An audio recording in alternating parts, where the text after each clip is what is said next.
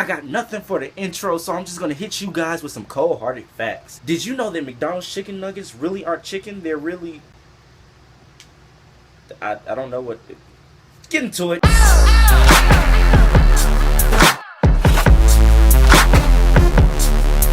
Snowpiercer stars Chris Evans, Jamie Bell, Octavia Spencer, and Ed Harris. I think telling you Ed Harris is in this movie is kind of a spoiler, but if you piece it together, then you probably have seen the movie. Or if you piece it together and you really care about this movie, you would have already seen it. So, yeah, there that is. But in Snowpiercer, everything is extinct because of the snow. If you go outside, you freeze instantly to death, so people just don't go outside anymore. This guy named Wilford has built a humongous ass train, and where the really gritty shit of society lives in the far back, and the middle class lives in the middle, and then the rich folks live in the rich folks part of the train, which is the front part of the train basically. And in Snowpiercer, Chris Evans and Jamie Bell decide to start a revolution, to get some shit going where they're gonna move shit all the way up to the front of the train and take over this train basically. And in order to take over the train, they need to get to the engine, and the engine is in the front of the train, like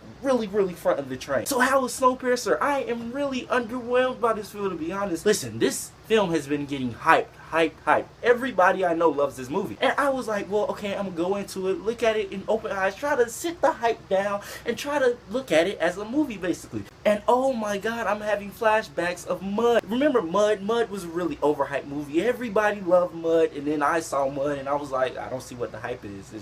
It's just a movie about a guy who lives in a swamp, and then these two kids coming of age story, bounty hunters. Yeah, that's cool and everything, but still, I don't see what the big hype is. It's the same thing with Snowpiercer. It's just your regular revolution movie where the really lower class of society wants to take over the really higher class of society. We're in this post-apocalyptic type world scenario, so the lower class of society must take over high society. Yes, this sounds a lot like Hunger Games, except not Hunger Games 1 and 2. It sounds like more like Hunger Games Watching Day if you read the book. This is Hunger Games Watching Day, except it's on a train, and it takes place on a train. But basically the thing with this movie is it has some really cool action scenes. This guy, I don't know what descent of Asian he is, so I'm just gonna call him Asian since that would be politically correct. He's an Asian director, and it shows. Most Asian directors know how to film kung fu movie scenes, and this guy killed it. It was awesome. Some scenes where it would just be Chris Evans in slow-mo, he's just fighting, looking all Captain America-ish, but he's not. He's more gritty. Chris Evans, he's more, I'm a better actor now. Chris Evans, that's the Chris Evans we're getting in this movie, and he was really cool in this movie. Jamie Bell totally steals the show. This dude was brass. He would talk trash and shit. I love Jamie Bell in this movie. Octavia Spencer did a really good job. Ed Harris did a really good job.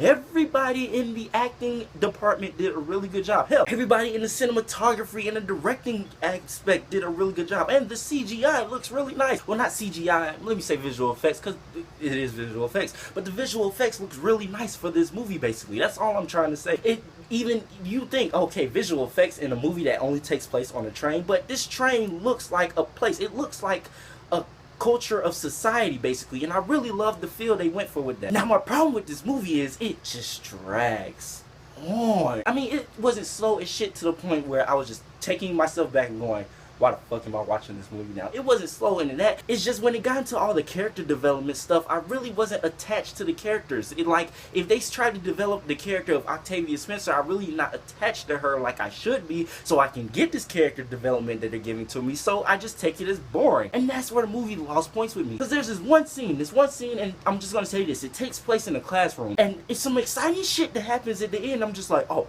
that's awesome. Between when they get into the classroom and when the exciting shit happens, it's just drawn out to a place where we gotta show them what really is going on. So let's just make this classroom scene where they're teaching a whole bunch of kids some irrelevant shit now because a revolution is happening. So let's just make this irrelevant scene so we can tell the audience what's going on. It felt exposition in a way. It felt like it was spoon feeding me what was really going on, and I didn't need to be spoon fed because I really knew what was going on between the talks between Chris Evans and that old guy. The Chris Evans and that old guy scenes, they would talk, it would kind of piece together what was going on. And I kind of pieced together, okay, this dude that runs the train is a really smart dude who came up with this train idea, and he's really profitable now. Great. But then they get to the classroom and they just show you that same exact plot, except it's just drawn out to this full extent to where it's just like, okay, this is too much for me. All in all, Snowpiercer it's enjoyable. I enjoyed myself watching it for some of the action scenes. Some of the dialogue scenes really were good. Like I said, Jamie Bell, he's a really witty ass character. Chris Evans did a really good job in this movie. Octavia Spencer did a really good job in this movie. It was directed well. It's just some scenes dragged on a little bit too much for me, and it kind of got to the place where it was boring. So all in all, I'm gonna have to give Snowpiercer a B. It's a really enjoyable movie. I enjoyed some parts of it. The action scenes really enthralled me, and I liked the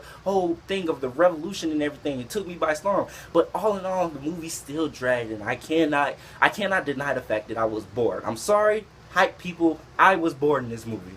And that's not a good thing. So Snowpiercer, have you seen it, and what did you think about it? What have you thought about it? Hit the comments below. I'm Mark the Woods, and you've just been off the grid.